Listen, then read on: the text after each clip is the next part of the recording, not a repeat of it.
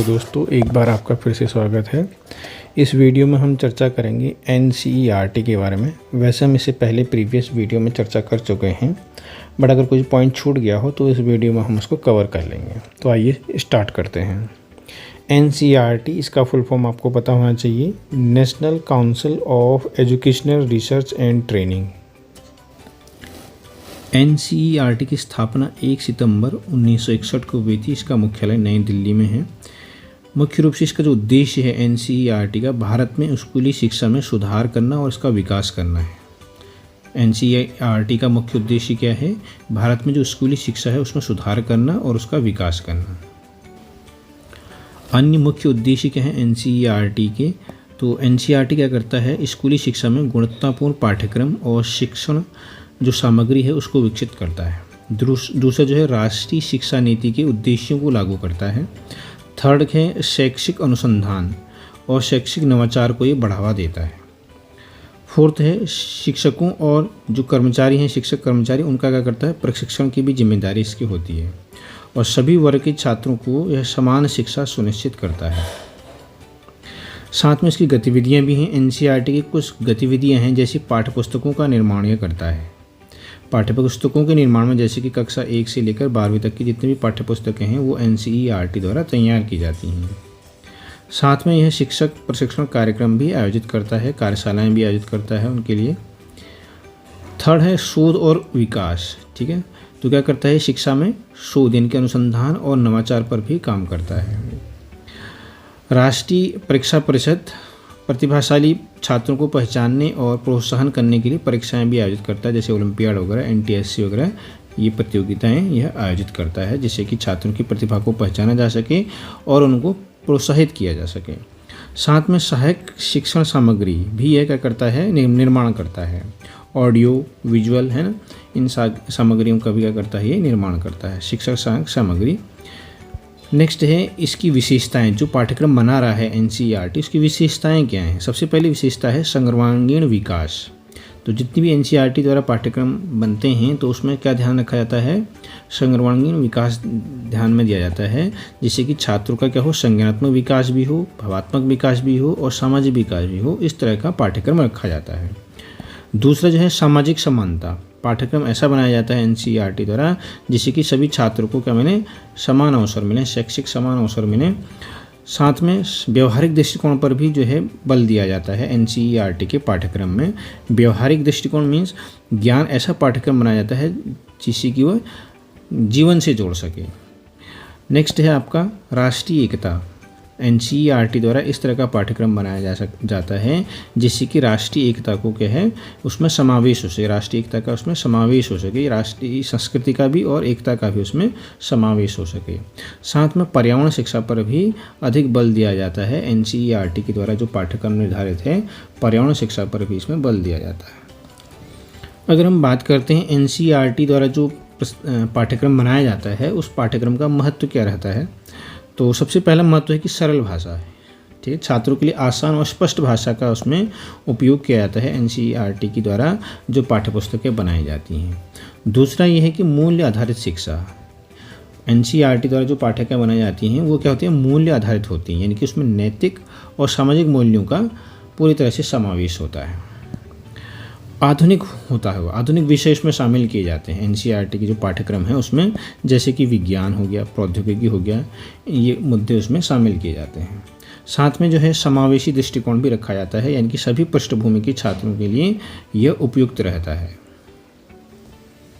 तो दोस्तों NCERT जो है अकेले ही कार्य नहीं करती है, इसके अधीन कुछ संस्थाएं हैं, वो सब मिल करके जो हैं काम करती हैं। तो कुछ संस्थाओं की मैं यहाँ पर बात कर रहा हूँ। तो सबसे पहले आपका आता है यहाँ पर NIEPA, NIEPA, याद रखना इसका full form, national institute of educational planning and administration. Hindi में कहें तो राष्ट्रीय शैक्षिक योजना एवं प्रशासन संस्थान। तो ये क्या करता है? भारत सरकार में शिक्षा मंत्रालय के तहत ये काम करता है। ये क्या करता है? शैक्षिक योजनाएं, प्रबंध और प्रशासन में प्रशिक्षण क्या बनाता है? शैक्षिक योजनाएं बनाता है और प्रबंधन में और प्रशासन में प्रशिक्षण और अनुसंधान तथा नवाचार को बढ़ावा देता है। इसे 1962 में स्थापित किया गया था और 1979 में जो है जो है इसको स्वायत्त संगठन का दर्जा दिया गया।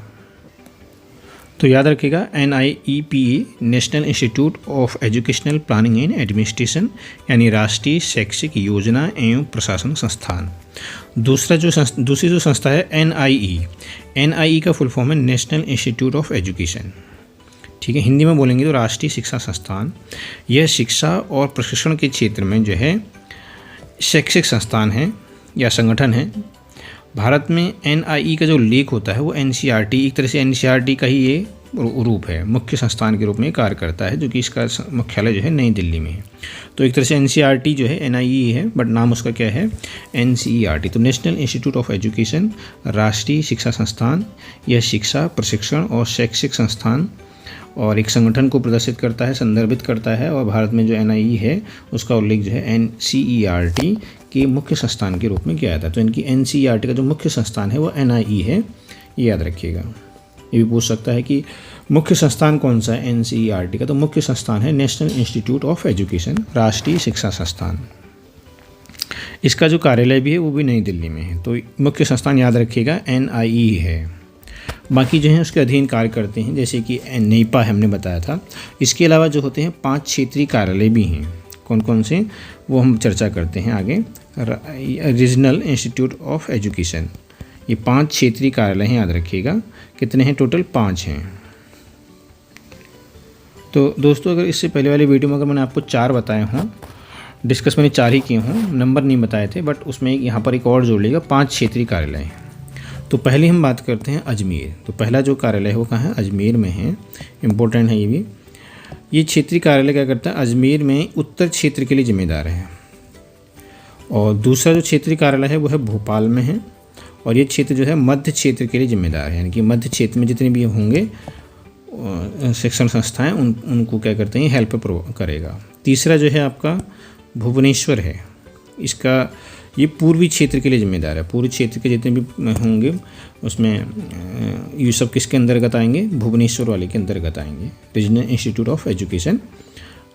और चौथा जो है आपका मैसूर है।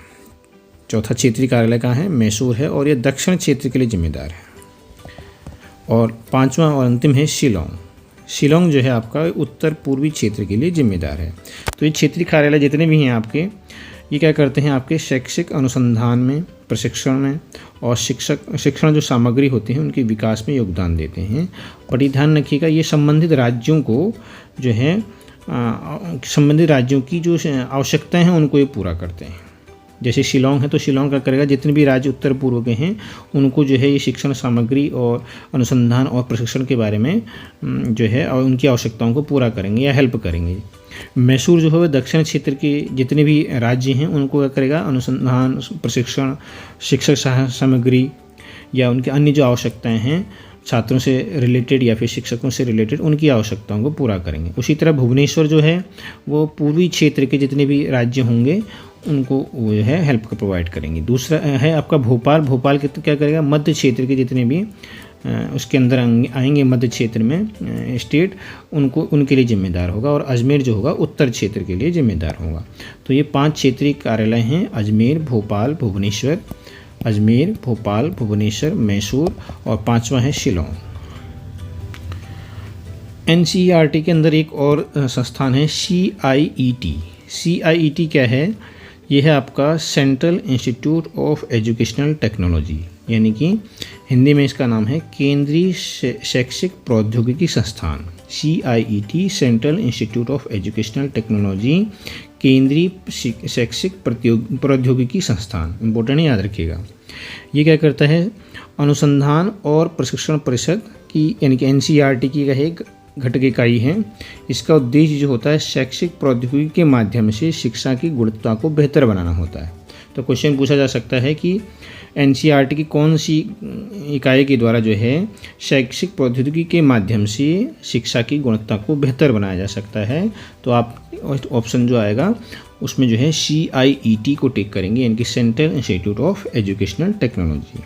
ठीक है, तो शैक्षिक प्रौद्योगिकी के माध्यम से शिक्षा की गुणवत्ता को बेहतर बनाने के काम CIET करता है। यह शैक्षिक सामग्री के विकास में, प्रशिक्षण कार्यक्रमों और शैक्षिक प्रौद्योगिकी के क्षेत्र में शोध कार्य भी करता है। तो दोस्तों अंत में हम बात करते हैं एनसीईआरटी और डिजिटल शिक्षा। तो इसमें याद रखिएगा डिजिटल शिक्षा के क्षेत्र में ई पाठशाला जो है, और एनसीईआरटी एक ऐप है, और तीसरा है दीक्षा पोर्टल। तो एनसीईआरटी ई पाठशाला पोर्टल लॉन्च किया है। इसमें कक्षा 1 से 12वीं तक जो है किताबें हैं, इसमें ऑडियो, वीडियो और अन्य शिक्षण सामग्री उपलब्ध हैं। जबकि एनसीईआरटी ऐप जो है छात्रों और शिक्षकों दोनों के लिए है। मुफ्त पाठ्यपुस्तकें और इसमें जितनी भी सामग्री है आप डाउनलोड कर सकते हैं। और दीक्षा पोर्टल तो आप जानते हैं, यह एक ऑनलाइन प्लेटफॉर्म है शिक्षकों के प्रशिक्षण के लिए, और छात्रों के लिए डिजिटल जो संसाधन हैं वो सब जो है दीक्षा पोर्टल में उपलब्ध हैं। तो दोस्तों अंत हम यही कह सकते हैं कि जो भारतीय एनसीईआरटी जो है भारतीय शिक्षा प्रणाली का एक महत्वपूर्ण हिस्सा है। ये केवल न केवल स्कूली शिक्षा के पाठ्यक्रम को निर्धारित करता है, बल्कि जो है शिक्षण जो पद्धतियाँ होती हैं, या शिक्षकों का प्रशिक्षण होता है, या अनुसंधान जो होता है, कौन से अनुसंधान, शैक्षिक अनुसंधान, इनमें भी ये प्रमुख भूमिका निभाता है। तो आज की इस वीडियो में इतना ही। नेक्स्ट वीडियो में हम मिलेंगे एनसीईआरटी के मॉक टेस्ट पर। तो अगर आपको अच्छी लगी हुई वीडियो तो लाइक कीजिए, शेयर कीजिए और चैनल को सब्सक्राइब करना न भूलिए। Thank you very much.